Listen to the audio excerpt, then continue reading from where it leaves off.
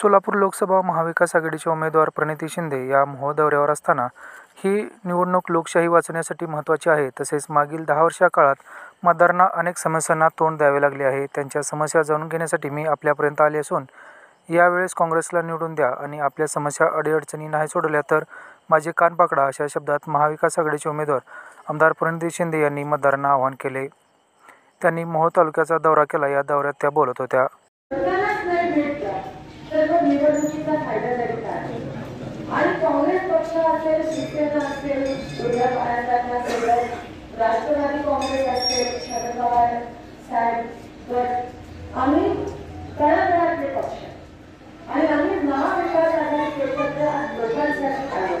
म्हणून जर पक्ष सभा घेतल्या आणि जर एकतर्फीच भाषणं झाली तेव्हा त्याचा उपयोग काय? लोकशाही टिकणारच नाही. म्हणून टिकणार नाही. आणि हे मी का म्हणते, कारण का जो भारतीय जनता पक्ष आहे तो आज हे संविधान बदलण्याचं कारस्थान या ठिकाणी करत आहे. संविधान जर बदललं तर आरक्षण का टिकणार नाही, ही महत्वाची गोष्ट आहे. आज माझे बांधव सगळीकडे आरक्षणासाठी आंदोलन करतायत. सगळेजण आरक्षणासाठी आंदोलन, एकीकडे आंदोलन चाललंय, दुसरीकडे लाठीचार्ज होतो. एकीकडे आंदोलनाच्या आरक्षणाच्या नावाखाली एक दिवसीय अधिवेशन घेतात.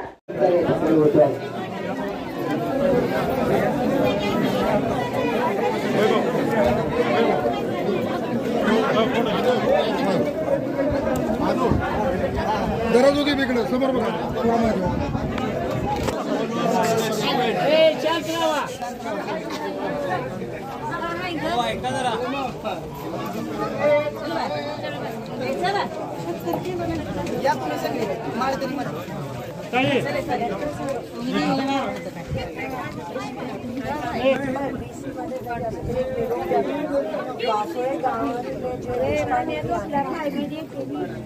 बापळे गावात प्राप्त झाली नाही. हे एकमेव गाव आहे जे डावळलं गेलं. मोहोळ तालुका वापळे गाव. पत्र पण पाठवलं जरा त्यांच्या कानावर